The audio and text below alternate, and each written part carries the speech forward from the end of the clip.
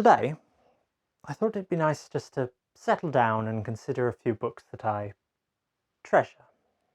For clarification, when I say books, I mean, in this instance, not just the story or text itself, but the actual editions, the physical books, and why I treasure them.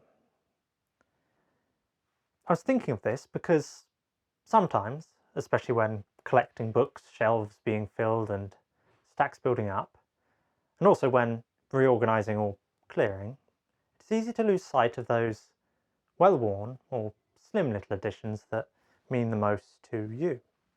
I'm sure if you look over your own shelves, a few books will stand out, not necessarily because of their artwork, size or prominence, but simply because you have sincere affection for that specific edition, a gratitude to have found or received this book at some formative period of your life, perhaps. An old friend. Following this train of thought, I will be, in this video, flicking through 7 books on my shelves that I have a sentimental attachment to, that I treasure. And as I go through them, I'll add a little detail as to why. I've arranged them more or less in order of when I got them, charting out my life in regards to the books that I've come into contact with, that have shaped and accompanied me. As this is the case, we'll begin, quite logically, in childhood. And as with many people's fond memories of reading as a child, my choice of book comes from the realm of fantasy.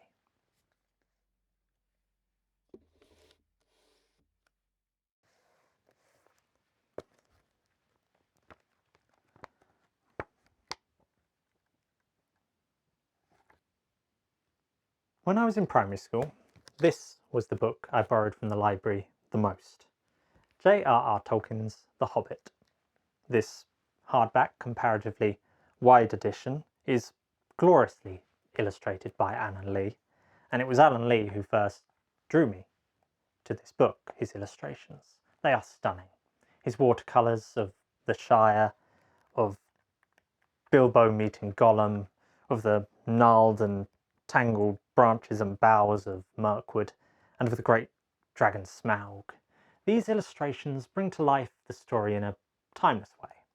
Their style evocative of the romantic style of painting, although as a child that point would not have registered. They give a clear sense of characters within a greater sublime landscape, bringing to life not just the characters but the world of Middle-earth. This edition was released in 2001, so the same year as Lord of the Rings, The Fellowship of the Ring arrived in cinemas. Those films were another factor in me picking up The Hobbit, as it serves as a prequel, and Alan Lee also was a concept artist for the films, so stylistically there's some relationship. Anyway, I remember spending those seemingly endless intervals in childhood where nothing else intrudes on one's thoughts with this book. Well, it was not this exact copy I hold in my hands, no. As I said, that was in the school library. When reaching my final year of primary school, year 6, my father was made redundant and we ended up moving 100 miles to the south coast. This may sound like the start of some tragic backstory, but it really was the best thing that could have happened in the long run. Nonetheless, uprooted child that I was, it meant that I no longer had access to The Hobbit. That Christmas, our family had not yet bought a new home, so we were staying with my grandparents. Opening up my gifts on Christmas morning, there was one of notably rectangular proportion. A book. We all know what a wrapped up book looks like. It looks like a book. One of the easiest gifts to wrap a book is. Here is the inscription of this book on the front cover. To Chris, 2004, from Nan and Grandad. I still revisit this version most often when I think of The Hobbit, despite having other editions. You can see the facsimile first edition there, the folio edition just there, and a more battered paperback that's useful when I'm travelling and want a book with me. This Alan Lee illustrated edition, though, is the one I treasure most. I treasure it due to plain and simply nostalgia for the story itself. I really like Tolkien's voice in his writing and the world he created. And this book I hold in my hand has a particular sentimental attachment because of who gave it to me and when. My grandparents, Christmas 2004. Although I suspect it was my mother who actually suggested it. Who and when is often a key factor in the books one treasures. At least I find that's the case. We shall move from childhood now to a book from my teenage years. It was difficult to decide on one, as I don't claim to have been the most prolific reader at the time. Most of the books I did read were paperbacks that I no longer have, or are on a Kindle, so not much to show there. What I decided on was this. It is a leather-bound volume made to look like it has a bundle of uneven papers stuffed between the covers. Those of you who recognise the symbol on the front will immediately know what it relates to. You see, like many teenagers, I enjoyed video games during those years. I had particularly fond attachment to the Assassin's Creed series, and especially the what has come to be known as the Ezio trilogy.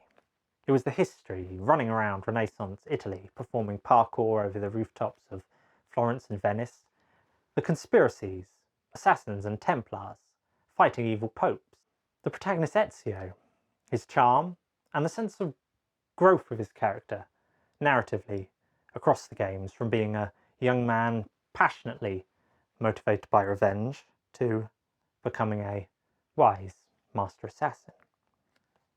The interesting ancestral memory framing device I remember particularly being drawn to, as well as the soundtrack by Jesper Kyd, which I still often revisit when I want something on in the background to read, write or study to. This art book came as an extra with the Assassin's Creed Brotherhood Codex edition, the second Ezio game. I also remember, with Brotherhood specifically, that it had a multiplayer mode which was rare for an Assassin's Creed game. My friends and I had great fun sneaking around the marketplaces of Italy, hunting or being hunted by our targets. What this is to me is a little piece of nostalgia that I can just flick through occasionally in a quiet moment. It's an art book, so although it has some writing related to the conspiracies of the game, much of it is illustrations, so it's something to just pick up and have a look through and put down again. Although flicking through it now, it sort of makes me want to do another playthrough of the Ezio trilogy.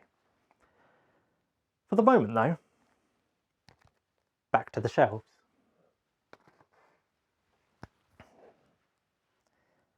We are jumping forward to the summer of my second year at uni. Now, with this third book, I hope you'll forgive me, I'm again slightly stretching the definition of a book. Out of 3 thus far, The Hobbit has been the only piece of what can be described as literature, a novel. In my defence though, what I'm about to show is undoubtedly a book of sorts. It's a flicker book. I mentioned with The Hobbit that sometimes it is the case that you treasure books due to who gave it to you. Well, with this it's not so much who and when as where and when.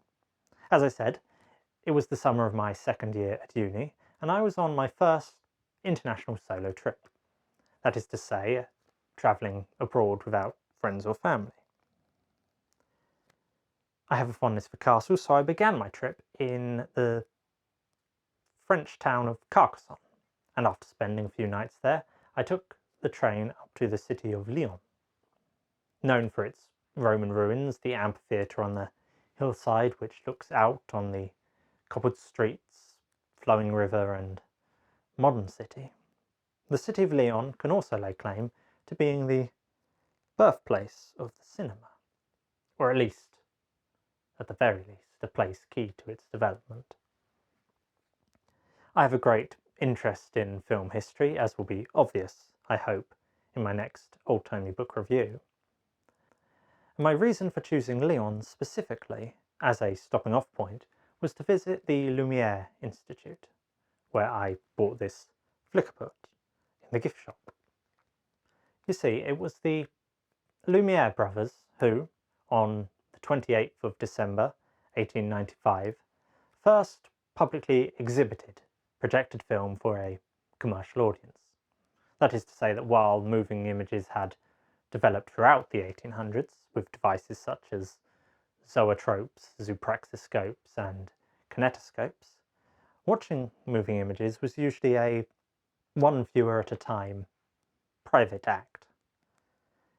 It was with the Lumiere brothers, however, and their cinematograph Lumiere developed in Lyon, that film truly became a communal activity.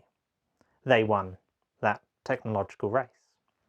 There are lots of caveats, notes, mentions of the Roundhay garden scene and other inventors that I could add, but that's not the point of this video. Here, in this flicker book, it shows the workers leaving the Lumiere factory. This is often considered amongst the most legitimate candidates for first film, having first been screened in a private screening on the 22nd of March 1895, and then again as the first in the lineup on that 28th of December exhibition. I treasure this little flicker book because of the memories of where and when I got it, and for its significance presenting an abridged version of what could be considered the first film. It has also become a little totem for me over the years, being easy to carry. I've taken it with me for luck and to steel the nerves, flicking through it to settle myself. A game that I like to play is Stop on the Dog. I nearly got it there. For 3 pages, somewhere around the middle, a dog exits the factory amongst the crowd. And the game is quite simply to, well, stop on the dog. I win if I see the dog. There we are. You can probably see with this little flicker book that the pages are quite bent. And this is the thing with books one treasures. It needn't mean you are precious with the book, too afraid to touch it much for fear of damaging the spine, bindings or pages. No. A book you treasure can just as often be the most battered book on the shelf because of your repeat visits. You often handle it freely. It's yours, not something to be protected for the sake of posterity or due to its monetary value. It is something to hold in your hands, something to revisit. To care for, certainly, but not be precious with. Let's move on.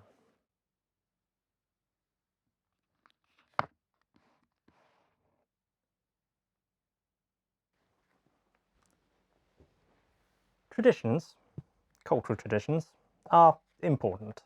There are many books on the subject, in fact.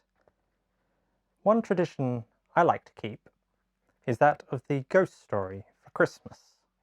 This is a British tradition popularised in the Victorian era, perhaps most famously with Charles Dickens's A Christmas Carol, but as a tradition is of much older origin. It involves the telling of ghost stories around Christmas, particularly when the veil is thin on Christmas Eve and in the depths of midwinter. M.R. James was unquestionably the master of the ghost story. He, like Tolkien, funnily enough, was a university professor, but while Tolkien was a philologist at Oxford, James was a medievalist at Cambridge. M.R. James published his ghost stories in the first few decades of the 20th century, but oftentimes these would have been read aloud by him during Christmas gatherings as well. This faux leather-bound volume in my hands is suitably designed to be chilling in a dark burgundy colour with a skeletal figure here, as you can see on the cover. There's a portrait of M.R. James on the spine as well. What I love about this edition is its comprehensiveness. It is all M.R. James's stories in one place, with a couple of essays that he wrote about the writing of ghost stories as well. My personal favourites are probably Canon Albrecht's scrapbook, a tale of a scholar who comes into possession of a scrapbook on a trip to southern France and finds it has another entity accompanying it. And there is also a warning to the curious, similarly about a scholar who digs up an Anglo-Saxon crown and finds that, despite the years, something still protects it.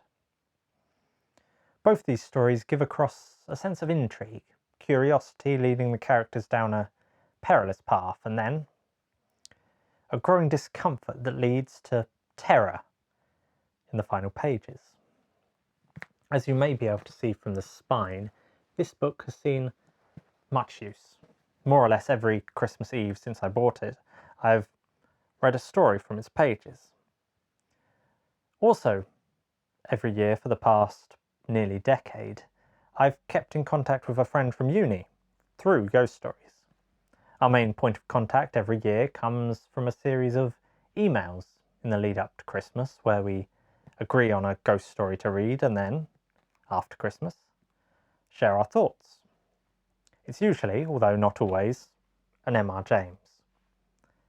Books can be treasured parts of our traditions or simply habits, realms we turn to again and again for chilling tales or for comfort.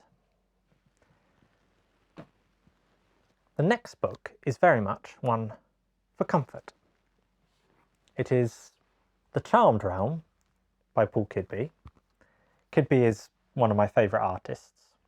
His work is closely associated with the books of Terry Pratchett, as he was Pratchett's illustrator of choice after the passing of Josh Kirby. I discovered Kidby through the Discworld novels, and his fantastical realism and fondness for portraiture drew me in. I've been to a few of his exhibitions over the years and even met him once at the New Forest Fairy Festival. This is his self-published art book, signed as you may be able to see on the first page. All the more reason to treasure it.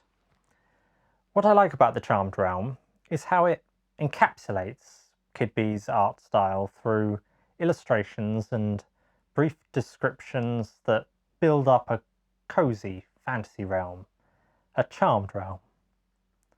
It's a favourite. Next, we'll exit the charmed realm of fantasy and come back to harsh reality.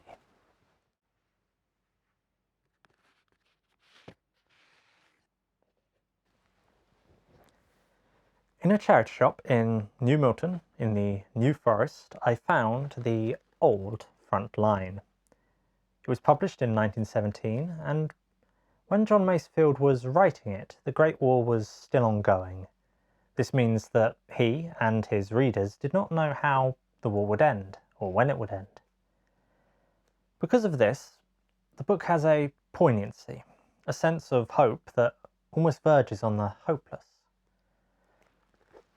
Let me read the first paragraph because it was these words that convinced me to buy the book and also came to define the next 3 years of my life.